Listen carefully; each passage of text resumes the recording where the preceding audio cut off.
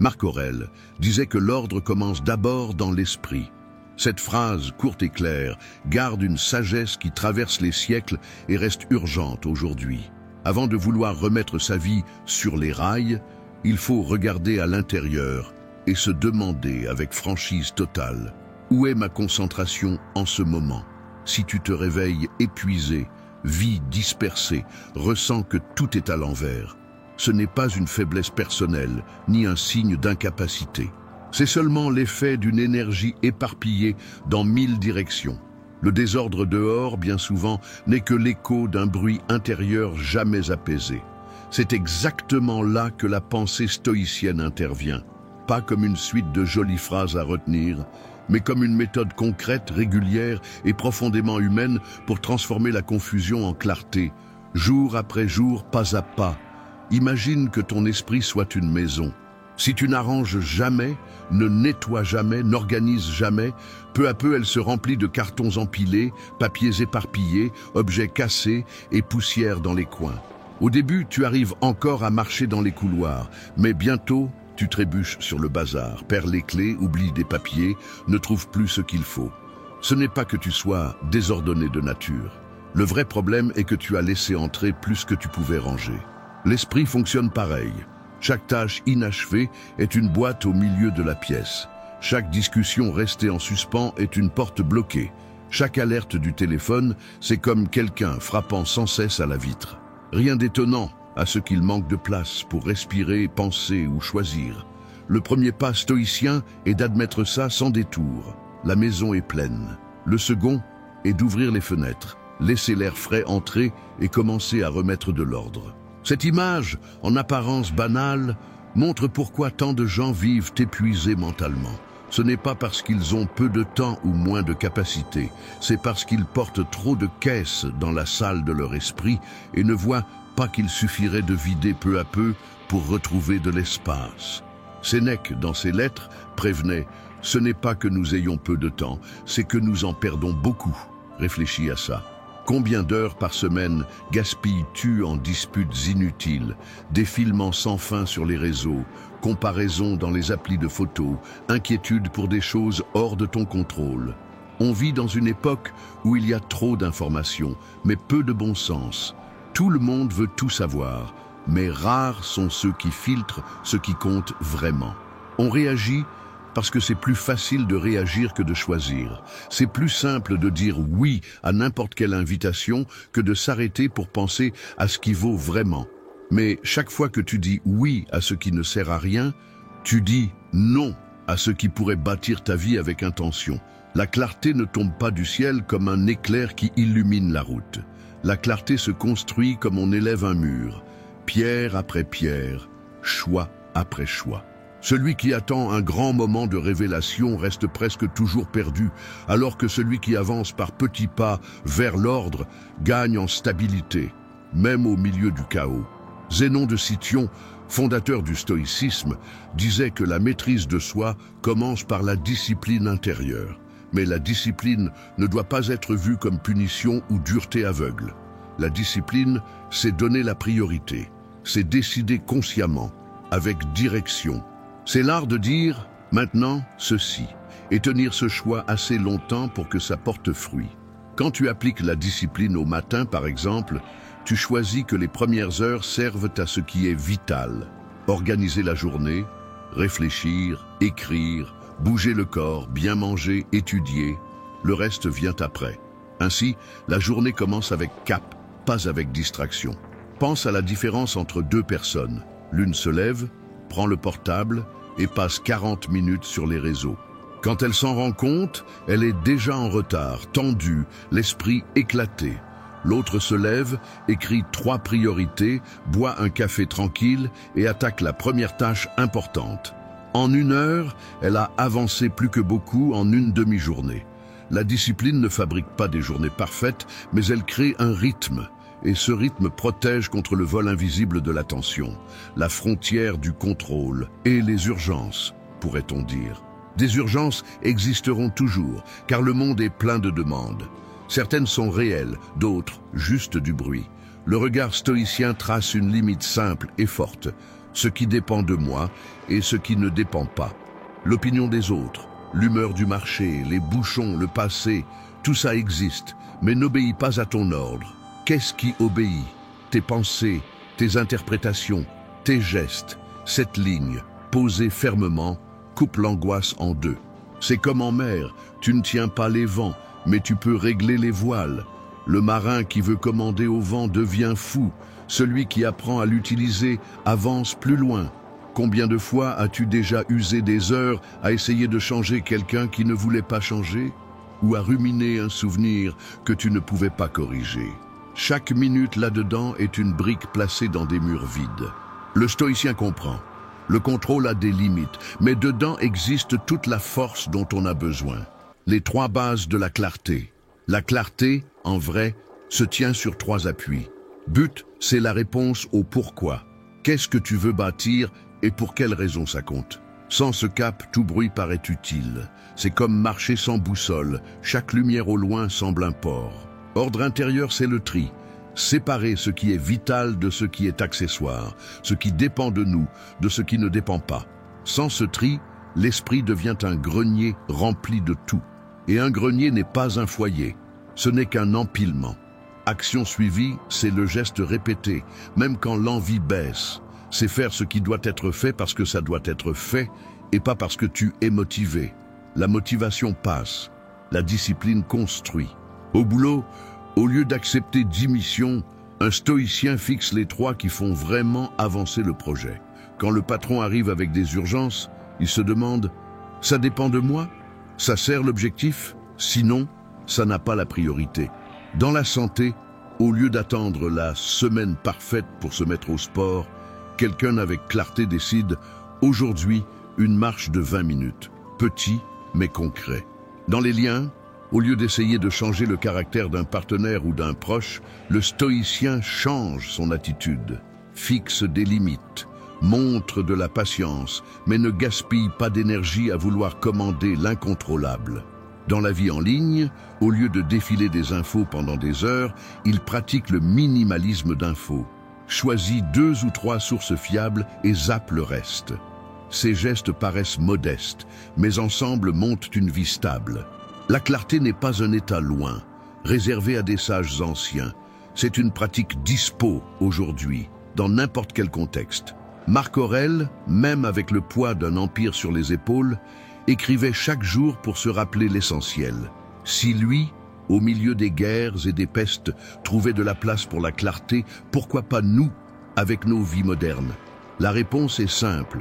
On peut, si on décide de traiter l'esprit comme priorité. La clarté, c'est comme monter une maison sur sol fragile. Si tu repousses les fondations, la bâtisse s'écroule au premier choc. Si tu poses une brique chaque jour, tôt ou tard, la maison se dresse. La vraie question n'est pas si tu as du temps ou pas. La vraie question est, quel choix fais-tu maintenant? Pense à un projet perso, apprendre une langue, lancer un job, changer de métier, écrire un livre, jouer d'un instrument. Tu démarres motivé, plein d'énergie, peut-être même avec un plan bien écrit.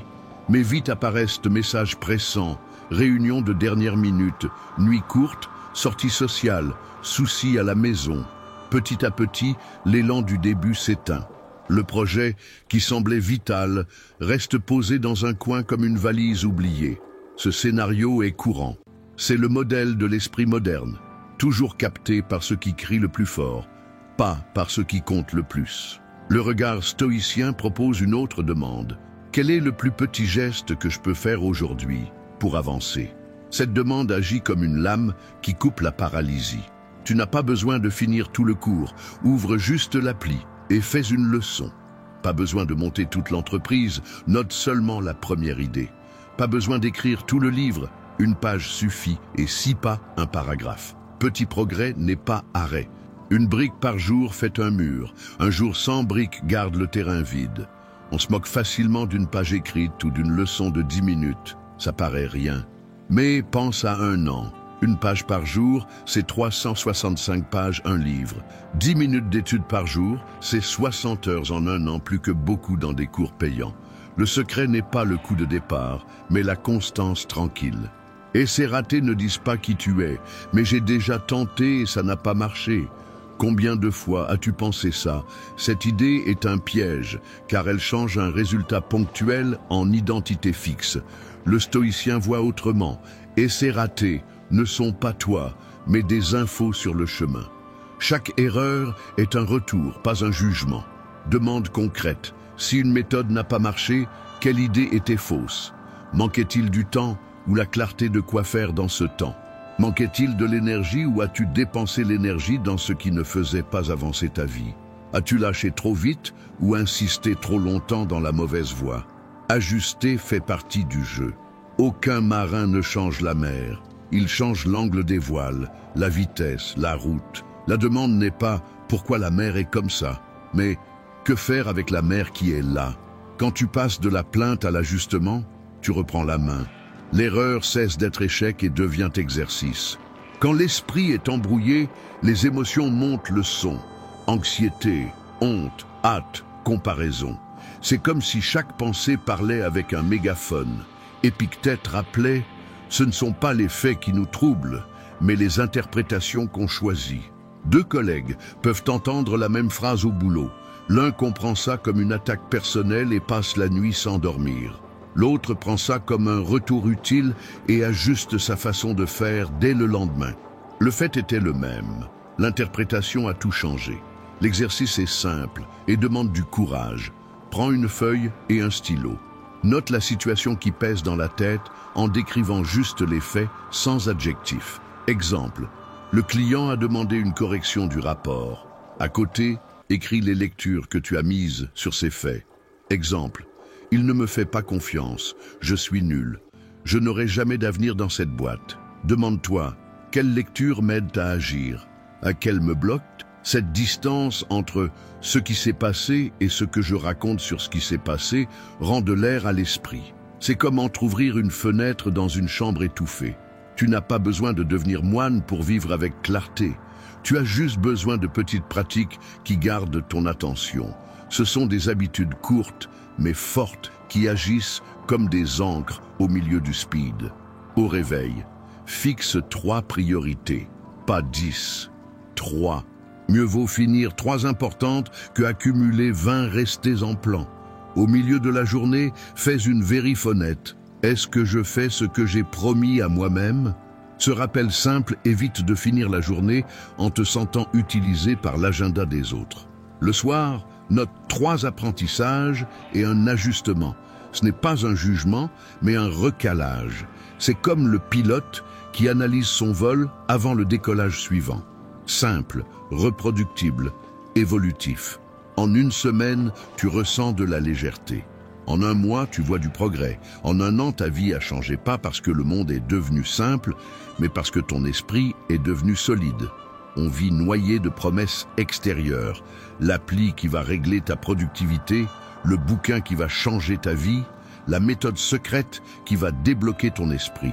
La vérité stoïcienne est plus rude et plus libératrice. La clarté que tu cherches ne viendra pas de l'extérieur. Elle n'est pas dans une appli neuve, une technique magique ou un coup de bol. Elle est dans les petits choix que tu tiens aujourd'hui, dans ce que tu laisses entrer dans ton esprit, dans ce qui prend ton temps, dans ce qui reçoit ton énergie. Choisis moins de bruit, choisis priorité, choisis constance. Répète jusqu'à ce que l'ordre intérieur devienne ton état habituel et que le monde dehors reflète la maison que tu as rangée dedans. Si ce début t'a parlé, écris en commentaire « Je choisis la clarté chaque jour ». Ce n'est pas juste une phrase, c'est un engagement public avec toi-même. C'est un signe fort, la décision de ne plus vivre à la merci du désordre, mais d'être maître de ton propre focus. Ce geste qui paraît banal, écrire une phrase, est fort, car il transforme l'envie en acte. Celui qui écrit s'engage, celui qui relit sa phrase se rappelle le choix fait. C'est comme graver un mot dans la pierre. Le vent peut souffler, la pluie tomber, mais la phrase reste. Reste ici. Dans les prochains blocs, on passera du concept à la pratique, de l'idéal au quotidien. Tu vas voir des étapes simples à appliquer, même les jours où tout semble partir en morceaux. Car c'est justement ces jours-là quand tout s'écroule, quand les urgences hurlent, quand l'esprit veut lâcher que la clarté montre sa vraie force. Souviens-toi, n'importe qui peut être calme dans le silence. Le vrai pouvoir est de garder la clarté au milieu de la tempête. Application pratique, la clarté comme habitude de chaque jour. As-tu déjà vu comment l'esprit, quand on ne s'en occupe pas, agit comme une pièce en désordre?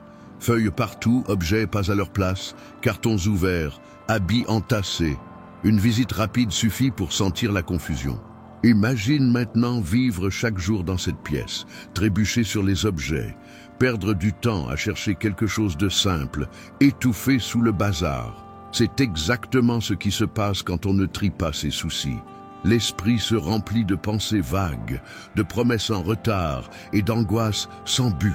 La confusion mentale n'apparaît pas parce que tu es bordélique de nature, mais parce qu'avec le temps, tu as laissé chaque tracas, chaque alerte, chaque engagement non tenu prendre place en toi.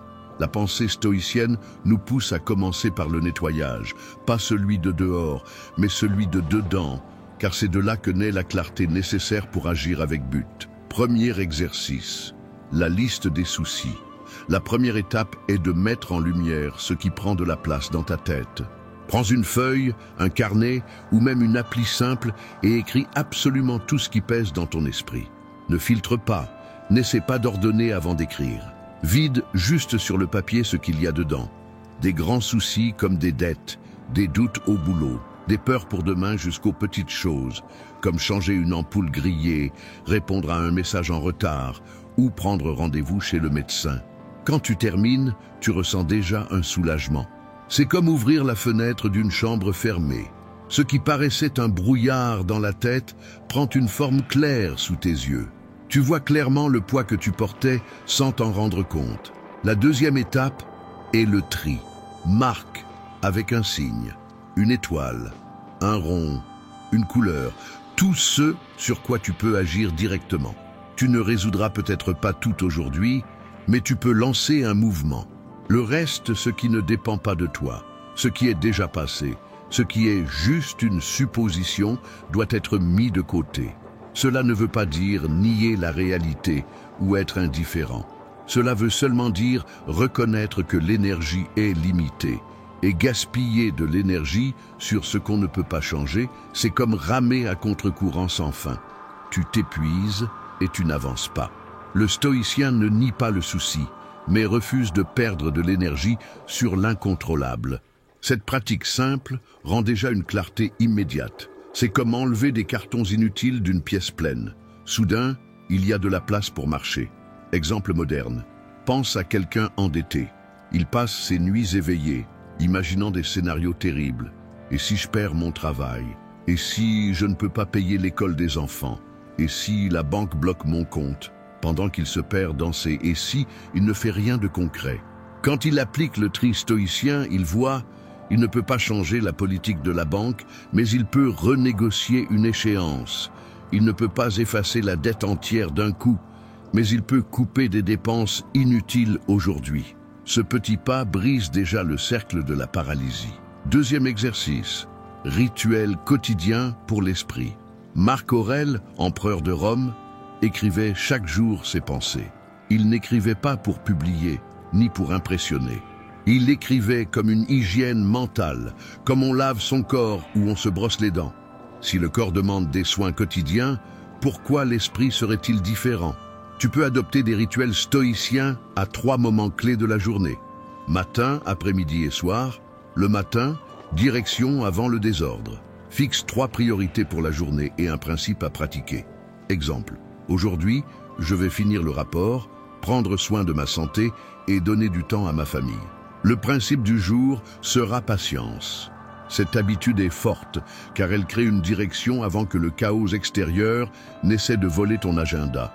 Celui qui commence la journée sans cap finit par servir les urgences et intérêts des autres.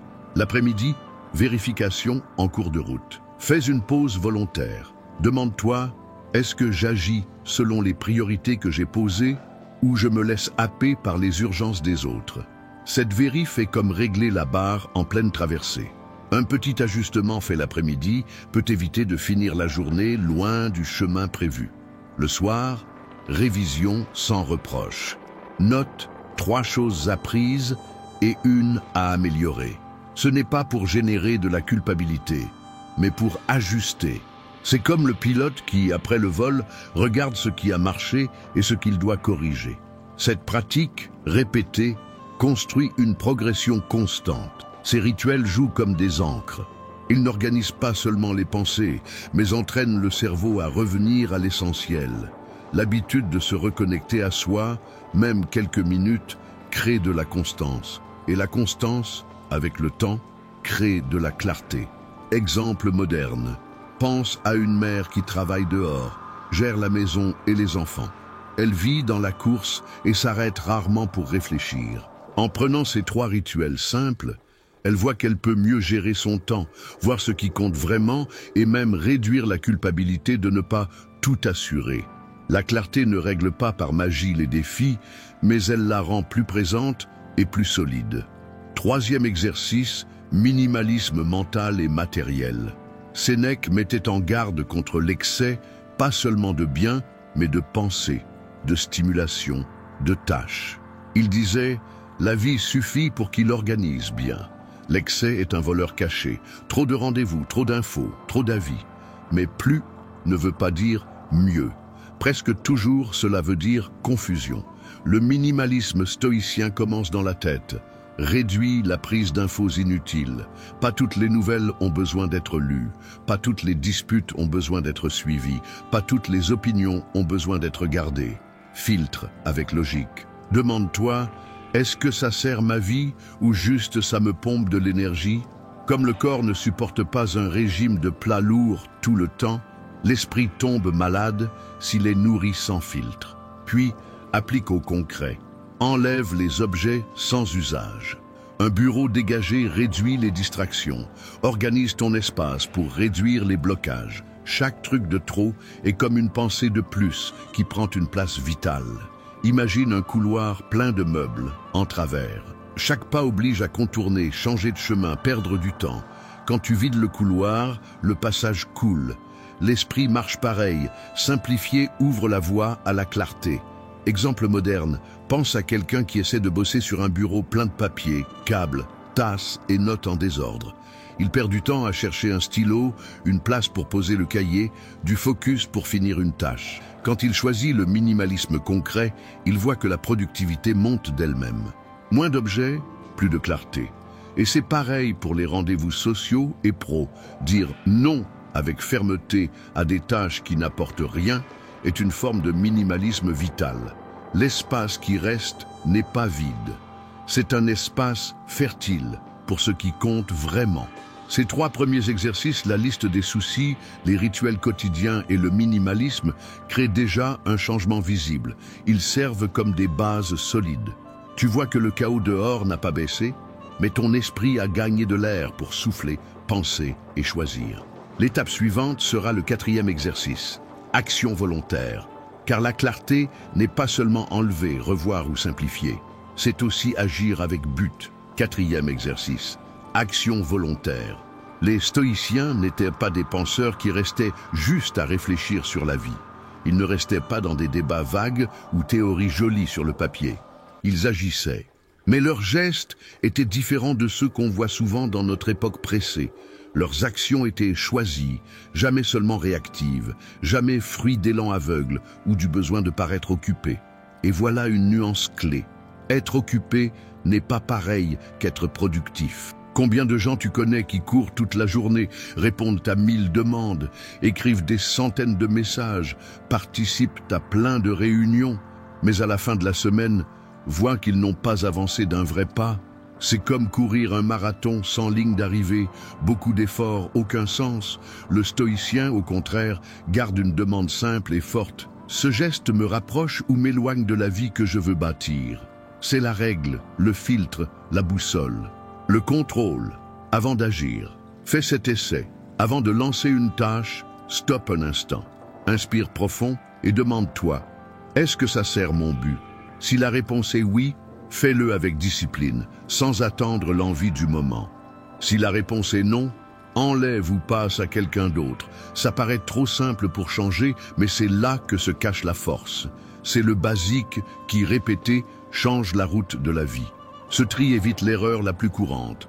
Brûler de l'énergie, dans des tâches qui donnent juste l'impression de mouvement, mais qui n'apportent rien de réel. C'est comme ramer en rond. Le corps se fatigue, mais le bateau ne bouge pas. Exemple moderne. Quelqu'un passe des heures à ranger sa boîte mail, répondre à des messages inutiles ou entrer dans des disputes vides sur les réseaux. Il a l'air pris, mais au bout du jour, il n'a pas avancé d'un pas sur ses projets clés. Jusqu'ici, on a vu 4 pratiques stoïciennes de base. Séparer ce qui est sous contrôle de ce qui ne l'est pas. Créer des rituels quotidiens pour l'esprit. Pratiquer le minimalisme mental et concret. Agir avec intention. Quand ces 4 points se rejoignent, il se passe quelque chose de fort. L'angoisse baisse, le focus monte, les choix deviennent plus clairs. Ce qui semblait lourd se montre comme du bruit. Tu cesses d'être prisonnier des faits et tu deviens auteur de ton temps. Cet état de clarté pour les stoïciens avait un mot, ataraxie. Ataraxie, calme au milieu du désordre. Mais attention, ataraxie ne veut pas dire vie sans problème. Ce n'est pas vivre dans un paradis sans obstacles, sans défis, sans douleur. Pour le stoïcien, calme veut dire la capacité de gérer les soucis sans se perdre dans le désordre. C'est comme être dans l'œil du cyclone, mais garder la barre ferme. Marc Aurèle, même face aux guerres et épidémies, trouvait du temps pour écrire ses pensées. Pourquoi? Parce qu'il savait que l'esprit rangé est le seul lieu vraiment intouchable. Le monde dehors pouvait tomber, mais l'intérieur devait rester en ordre. Imagine que tu essaies de tenir en équilibre 3 zones vitales, boulot, famille et croissance perso. Sans clarté, la scène est ainsi. Tu bosses tard, tu te sens coupable de ne pas être présent à la maison. Tu repousses tes études car tu es crevé et tu oublies de soigner ton corps. Résultat, fatigue, frustration et le sentiment d'être toujours en dette avec quelqu'un ou toi-même. Maintenant, applique les 4 exercices stoïciens. Contrôle. J'accepte que je ne peux pas dominer tous les imprévus, mais je peux organiser mon temps et mes réactions. Rituel. Je commence le jour en fixant 3 priorités, une pro, une familiale et une perso. Minimalisme. Je coupe ou je décale des petites tâches qui volent du temps, mais ne m'amènent à rien d'important. Action volontaire. Je me concentre sur finir les priorités avant d'ouvrir la porte aux distractions. Au bout du jour, peut-être tu as fait moins de choses qu'avant, mais les plus importantes seront finies. Et ce sentiment d'avoir accompli apporte une vraie satisfaction, pas la sensation de courir dans le vide. Pense à un coureur qui s'entraîne sans plan. Il court tous les jours des kilomètres au hasard, avec des rythmes variés, sans but précis. Il sue, se fatigue, mais ne progresse pas vraiment. Maintenant, pense à un autre coureur qui suit un plan organisé. Chaque course a un but: vitesse, endurance, repos. Avec le temps, ce second sportif progresse. Le premier ne fait que s'user. La vie est pareille. Courir juste pour courir ne garantit pas d'avancer. Il faut courir avec une direction. Autre exemple, une personne qui veut organiser un déménagement. Si elle commence à tout emballer en même temps, sans ordre, elle crée plus de désordre. Mais si elle décide « aujourd'hui je range la cuisine, le lendemain maintenant les livres » et avance pas à pas, en peu de temps le déménagement est rangé. L'action voulue, c'est ça. Avancer par étapes conscientes, plutôt que se perdre en essais dispersés. Les stoïciens ne cherchaient pas une vie sans épreuves. Ils savaient que la vie est faite d'imprévus, de bruit et de difficultés. Ce qu'ils cultivaient, c'était l'art d'affronter chaque défi avec ordre et but. En appliquant ces 4 principes, tri de ce qui est contrôlable, rituel quotidien, minimalisme et action voulue, tu construis une base solide. Peu importe combien le monde est bruyant dehors, en toi il y a discipline, clarté et force. Et quand cette base devient habitude, tu découvres que la clarté n'est pas un état fragile qui se perd à chaque tempête. C'est un muscle entraîné qui te soutient même quand le chaos est inévitable. Aujourd'hui, tu ne vis peut-être pas des guerres comme Marc Aurèle ou des persécutions comme Sénèque, mais tu affrontes des pressions constantes, trop d'informations, surcharge de tâches, exigences sociales et l'angoisse silencieuse des comparaisons. Le stoïcisme montre que la formule de la clarté est hors du temps. Moins de réaction, plus d'intention. À chaque choix d'aujourd'hui, tu formes la vie de demain. Et voilà la liberté qu'aucun désordre extérieur ne peut voler. Un chaos extrême, quand le monde semble tomber en morceaux, garder la clarté quand tout est calme est facile. Tout le monde peut ranger son esprit un jour ensoleillé, avec peu d'obligations et une agenda légère. Dans ces moments, rien d'héroïque à rester en équilibre. Il est simple d'être tranquille quand rien n'attaque ta tranquillité. Mais la vie offre rarement de longs temps de paix. Le vrai test de la clarté et le vrai pouvoir stoïcien surgit quand le monde autour s'effondre, quand les circonstances semblent écraser chaque plan, quand les vents contraires sont si forts que la plupart arrêteraient de ramer. Marc Aurèle a gouverné Rome en pleine guerre, affrontant des épidémies qui ont décimé une partie du peuple et des crises politiques qui menaçaient son autorité chaque jour. Sénèque a vécu entouré de complots et de trahisons, souvent dans son propre cercle de pouvoir, sans pouvoir se fier à personne. Épictète est né esclave, a subi des abus physiques et moraux, a vécu sous persécution et, pourtant, a construit une philosophie de liberté intérieure qui a traversé les siècles. Aucun d'eux n'a attendu que la vie soit juste pour agir avec clarté. Au contraire, ils ont entraîné leur esprit précisément pour les moments où tout semblait tomber. Ils ont compris que c'est justement quand tout s'écroule que l'esprit a le plus besoin de discipline. Pour les stoïciens, le chaos n'était pas accident. C'était terrain d'entraînement. C'était la salle mentale où des muscles invisibles, discipline, patience, focus, endurance étaient renforcés. Pense à un sportif. Il ne devient pas plus fort les jours où il se repose sans effort. Il grandit quand il affronte des poids qui paraissent presque impossibles à soulever.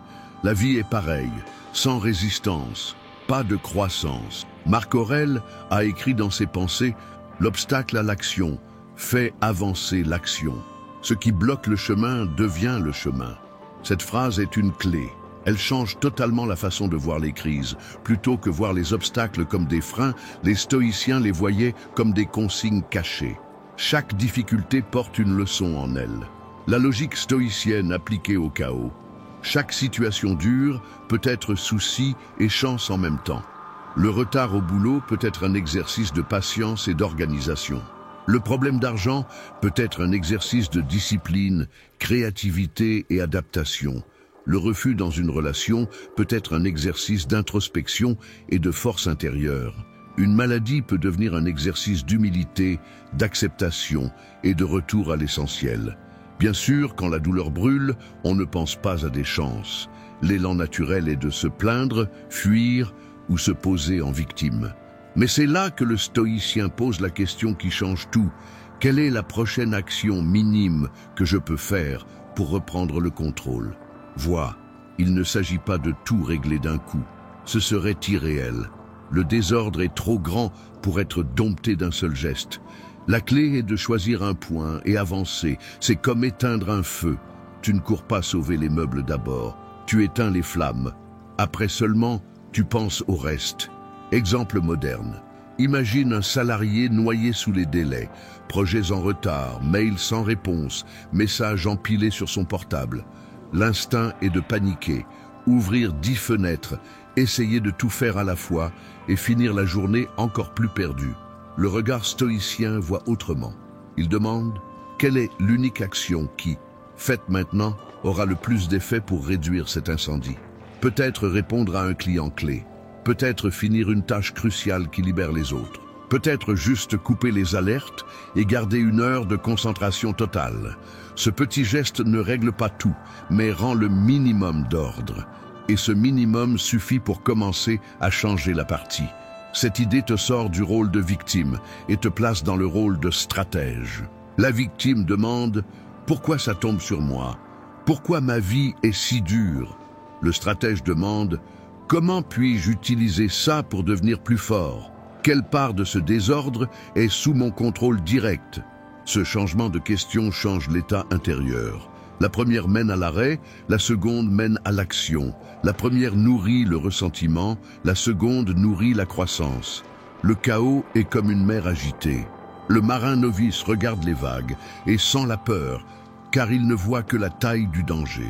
Le marin stoïcien regarde la même mer et pense « Ce vent peut m'aider à avancer si je sais régler les voiles. » Autre exemple, Pense à un fer forgé dans le feu. La chaleur extrême ne détruit pas, elle façonne. Sans le feu, le métal n'aurait jamais forme ni utilité. Le chaos joue ce rôle dans l'esprit humain. Il chauffe, il use, il presse, mais il donne aussi forme, il durcit, il affine. Dans la santé, quelqu'un avec une maladie chronique comprend qu'il ne peut pas changer le mal, mais il peut changer son alimentation, son repos, sa discipline avec les soins. Le chaos devient un entraînement d'attention à soi et de patience. Dans les liens, une rupture douloureuse peut être l'élan pour regarder en soi, voir des schémas nocifs et apprendre à aimer sans dépendre. Au travail, perdre son emploi peut sembler une chute, mais peut ouvrir la voie pour créer, étudier un autre domaine ou développer des talents laissés de côté. Dans l'argent, une crise peut apprendre à vivre avec moins, couper le superflu et redécouvrir la valeur du simple. Le chaos, vu ainsi, n'est plus ennemi mais maître. Il enseigne par des moyens durs mais utiles. Aucun livre ni méthode ne donne autant que l'expérience brute d'affronter des soucis réels. Marc Aurèle n'aurait pas écrit ses pensées s'il avait vécu en paix totale. Épictète n'aurait pas bâti sa vision de liberté intérieure s'il n'avait pas connu l'esclavage.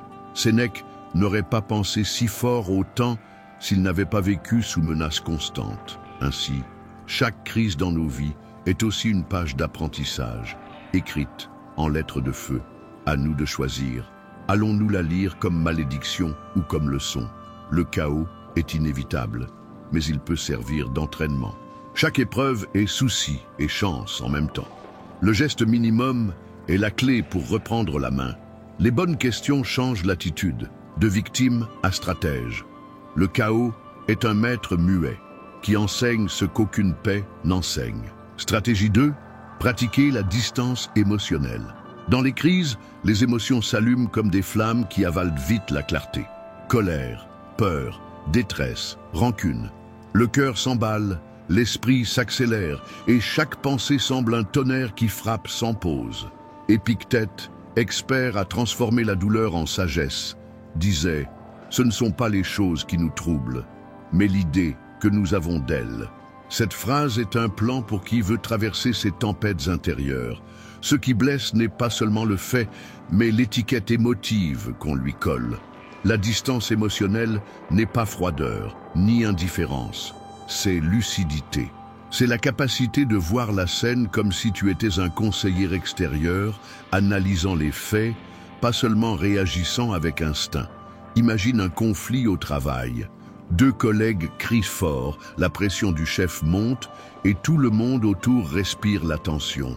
Si tu plonges dans la chaleur de la dispute, tu perds la clarté, tu réagis mal, tu dis des mots que tu regretteras. Mais si tu prends le rôle d'observateur comme si tu guidais un ami, soudain la scène change. Tu penses, qu'est-ce qui est vraiment en jeu? Quelle est la décision la plus sensée, pas la plus émotive? Ce changement de regard est une vraie forme d'autocontrôle. Un exercice simple et fort est de se demander « Si un ami vivait ça, qu'est-ce que je lui dirais ?» Ce décalage mental réduit le bruit des émotions et ouvre la voie à des choix plus sages. La métaphore du capitaine dans la tempête, c'est comme le chef d'un navire en pleine mer. Les marins crient, les vagues se lèvent comme des murs, les voiles se déchirent, le bateau secoue fort. Si le chef crie aussi, le désordre triple. Mais s'il garde le regard fixe sur la barre et la voix claire pour donner ses ordres, le navire résiste. La tempête ne disparaît pas, mais le contrôle intérieur fait toute la différence. La vie est cette mer agitée. Les émotions brûlantes sont comme des vagues. Tu ne peux pas empêcher les vagues de se lever, mais tu peux choisir comment y répondre. Exemples actuels de distance émotionnelle. Relation. Dans la chaleur d'une dispute, au lieu de répliquer tout de suite, tu inspires fort et demandes « Si j'étais un conseiller extérieur, quel conseil me donnerais-je » Cette pause évite des mots qui pourraient être blessés sans retour. Finance. Une perte soudaine sur le marché peut pousser quelqu'un à la panique et à des choix insensés. La distance rappelle, les pertes font partie du jeu, mais la panique aggrave le mal. Santé. Recevoir un diagnostic dur est émotionnellement lourd. La distance aide à séparer fait et jugement. Le fait est le diagnostic. L'interprétation est « ma vie est finie. Si tu échanges ce regard par j'ai un nouveau défi qui demande discipline, l'esprit retrouve du souffle. Cet autocontrôle n'efface pas la douleur, mais empêche la douleur de virer en autodestruction. Stratégie 3. Technique du minimum viable de contrôle. Dans le chaos fort, l'esprit veut tout régler d'un coup. Face à 10 soucis, on cherche 10 solutions directes. Le résultat est blocage, car aucune énergie ne soutient cet élan. Les stoïciens pratiquaient ce qu'on peut appeler le minimum viable de contrôle. Choisir les plus petits gestes au plus grand effet, ceux qui stabilisent la scène sans prétendre tout régler d'un seul coup. Exemple concret, si le souci est d'argent, tu ne peux pas payer toute la dette aujourd'hui, mais tu peux couper des frais inutiles tout de suite. Ce geste simple stoppe déjà la fuite. Si le souci est affectif, tu ne peux pas guérir toutes les blessures d'un coup, mais tu peux dormir bien, manger mieux, marcher dehors. Ça rend de la force mentale pour réfléchir clair. Si le souci est au boulot, tu ne peux pas finir tous les retards, mais tu peux viser les tâches clés qui tiennent la structure debout, au lieu de te perdre dans des détails à côté. Ce focus est comme choisir d'éteindre le feu de la cuisine avant de ranger les placards. C'est mettre survie avant esthétique, la métaphore du fleuve agité. Imagine plonger dans un fleuve plein de courant. Si tu veux nager partout, la fatigue gagne. Le minimum viable est de choisir une rive et pousser chaque mouvement pour l'atteindre. Peu importe si c'est lent, ce qui compte, c'est que ce soit dirigé. Exemple moderne de minimum viable. Une mère débordée choisit que, même si la maison reste en désordre, sa priorité sera le repos pour avoir l'énergie de s'occuper des enfants. Le désordre attendra. Un étudiant en crise d'angoisse décide qu'il n'a pas besoin d'étudier 10 heures, mais de finir 1 heure de lecture profonde.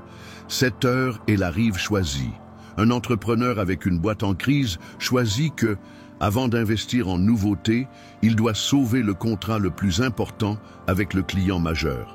Ce focus garde l'esprit actif au milieu du désordre. Stratégie 4. Revoir et corriger chaque jour. La clarté n'est pas un gain fixe. Ce n'est pas une médaille qu'on gagne et qu'on ne perd plus. C'est comme un muscle. Il faut l'entraîner tous les jours, sinon il faiblit. Sénèque avait l'habitude de revoir sa journée avant de dormir. Il se demandait « Qu'ai-je bien fait? Qu'ai-je mal fait? Que puis-je améliorer demain ?» Cette revue n'était pas pour la faute, mais pour l'ajustement. C'était comme régler les outils de navigation avant le voyage suivant. Dans le chaos, ce réflexe devient vital. Chaque jour est une chance de regagner du terrain. Chaque nuit est une chance de corriger la route. Sans revue, les fautes s'accumulent comme boule de neige. Avec revue, tu empêches que de petits écarts deviennent désastres. Exemple concret, au milieu d'une semaine dure, tu revois et vois que tu as passé 3 jours sans soigner la santé. Plutôt que laisser ça devenir habitude, tu décides que demain la priorité sera 1 heure de sport ou de marche. Petit ajustement, grand effet. L'importance de l'esprit clair dans le chaos. Le désordre fort agit comme brouillard. Tu peux être sur la bonne route, mais tu ne vois pas devant. La revue du jour nettoie ce brouillard, rallume les phares et montre au moins la prochaine étape. Les stoïciens usaient de 3 outils majeurs pour affronter le brouillard mental. Question juste. Qu'est-ce qui est sous mon contrôle? Quelle est la priorité absolue maintenant? Rituel de focus. Petites habitudes qui fixent l'esprit sur l'essentiel. Distance émotionnelle. Penser comme observateur, pas comme victime. Cette combinaison agit comme un phare en nuit de tempête. Il ne montre pas toute la route, mais montre la prochaine étape. Et la prochaine étape suffit toujours à garder le cap. Imagine encore un chef naval stoïcien face à une tempête en pleine mer. Les marins crient, les vagues montent comme des murs, le navire secoue fort. Le désordre est total. Mais le chef garde les yeux fixés sur la barre et la boussole. Il sait que crier n'apaise pas la tempête. À la place, il donne des ordres simples et fermes. Régler les voiles, renforcer le mât, garder le cap. Il ne promet pas des mers calmes. Il promet que le navire tiendra. Et quand la tempête passe, car toute tempête finit, le navire reste à flot. Pas par hasard, mais parce qu'il y a eu clarté quand tout semblait perdu. La distance émotionnelle protège l'esprit de l'explosion des instincts. Le minimum viable de contrôle rend le focus et l'énergie. La révision du jour garde la clarté comme un réflexe vivant. Voilà l'esprit stoïcien. Ce n'est pas l'absence d'orage qui garde le navire sauf, mais la capacité du capitaine à tenir au milieu d'eux. Aucun grand stoïcien n'a eu une vie simple. Marc Aurèle, chef de Rome, a affronté des guerres lourdes qui vidaient les ressources de l'Empire, des pestes qui tuaient des milliers et des complots qui menaçaient sa vie. Même au cœur de l'instabilité, il trouvait du temps pour écrire ses notes. Pas pour les autres, mais pour lui comme une façon de garder l'esprit clair dans le chaos. Sénèque, penseur et conseiller, a toujours vécu au milieu de manœuvres et de poursuites. Il a vécu sous le regard soupçonneux des empereurs et savait qu'à tout moment, il pouvait être condamné à mort. Pourtant, il a laissé des lettres et pensées qui enseignent encore comment gérer la pression, la douleur et l'incertitude. Épictète est né esclave. Privé de liberté, victime de coups et d'humiliations, il a tout de même construit en lui une forteresse qu'aucun n'a pu abattre. La liberté intérieure. Son corps était limité, mais son esprit restait solide. Ce qu'ils avaient tous en commun n'était pas une vie tranquille, mais la capacité de mettre de l'ordre dans la tête avant de vouloir mettre de l'ordre dehors. Voilà la grande leçon qui résonne encore. La clarté n'est pas hasard, c'est choix. Elle ne dépend pas de chance, ni de ce que font les autres, ni n'arrive soudain. La clarté se bâtit comme une habitude discrète, répétée chaque jour. Tous les jours, nous recevons des appels au désordre, nouvelles sombres qui enflamment les émotions, comparaisons sur les réseaux qui rongent l'estime, pression du travail qui envahissent même les moments de repos, urgences qui ne sont pas à nous mais veulent le devenir. Ces appels arrivent sans prévenir et la plupart des gens les acceptent sans réfléchir. Résultat, un esprit saturé, plein de bruit et sans espace pour une respiration créative. Mais il existe un autre choix. Chaque jour, nous avons aussi la chance de refuser ces appels et de choisir la clarté. C'est un choix simple, mais exigeant. Il demande discipline, il demande conscience. C'est décider de viser 3 tâches clés au lieu de 10 futiles. C'est créer un petit rituel quotidien plutôt que compter sur la chance. C'est supprimer une distraction, une alerte, une discussion inutile, une crainte sans base plutôt que tenter de tout gérer. La clarté ne naît pas de gestes énormes, mais de petites pratiques suivies. C'est comme aiguiser une lame. Si tu attends quand elle est déjà émoussée, l'effort est double. Mais si tu l'entretiens chaque jour, elle ne perd jamais son tranchant. C'est comme soigner un jardin. Arracher toutes les mauvaises herbes d'un coup ne suffit pas. Le vrai secret est l'entretien quotidien qui les empêche de reprendre le sol. C'est comme garder les vitres claires. La crasse ne vient pas d'un coup, elle s'accumule peu à peu. Si tu nettoies souvent, le monde dehors reste visible. Clarté dans le monde actuel. Dans notre époque, clarté se traduit en choix concrets et quotidiens. Technologie, couper les alertes qui volent ton attention. Le portable peut être outil ou chaîne. À toi de choisir. Relations, privilégier les dialogues en vrai qui nourrissent plutôt que des disputes en ligne qui vident ton énergie. Travail, organiser l'agenda autour de l'essentiel, pas seulement de l'urgent. Santé, soigner le corps comme l'outil de l'esprit clair, sommeil correct, nourriture simple, mouvement chaque jour. L'esprit, comme le corps, répond à ce que tu lui donnes. Si tu le nourris de bruit, tu récoltes du trouble. Si tu le nourris de discipline et d'attention, tu récoltes de la clarté. Un homme confus est facile à diriger. Il suit le plan des autres, se perd dans leurs demandes, réagit à tout, mais ne choisit rien pour lui-même. C'est comme une feuille au vent. Ça bouge, mais sans direction. Un homme clair, au contraire, est maître de son temps, de son énergie et de sa route. Il distingue ce qui mérite attention de ce qui n'est que distraction. Il sait dire non sans honte, car il a déjà dit oui à ce qui compte vraiment. Cela dérange certains, car la clarté est une force. Quand tu deviens clair, tu cesses d'être prévisible, de te laisser contrôler, de vivre juste pour plaire. Et en même temps, la clarté attire le respect. Tous sentent la solidité de celui qui vit avec but et ne se laisse pas traîner par le bruit. C'est pour cela que chefs, stratèges, guides et grands penseurs ont toujours cultivé la clarté. Ce n'est pas juste une qualité agréable, c'est la base du vrai pouvoir. Le piège d'attendre le bon moment. Beaucoup disent, quand j'aurai plus de temps, je vais m'organiser. Mais ce temps n'arrive jamais. Il y aura toujours du bruit, des soucis, des imprévus. La vie ne libérera jamais d'elle-même de l'espace pour que tu t'organises. Si tu attends que le chaos passe pour chercher la clarté, tu vas passer ta vie entière à attendre. Les stoïciens enseignaient que le moment de ranger l'esprit, c'est maintenant dans les conditions réelles, pas dans un futur parfait qui ne viendra jamais. La clarté ne pousse pas sur un sol idéal. Elle pousse sur la terre où tu poses tes pas aujourd'hui. Un plan stoïcien simple pour commencer dès aujourd'hui. Choisis 3 priorités pour demain, juste 3. Élimine une distraction quotidienne qui pompe ton énergie.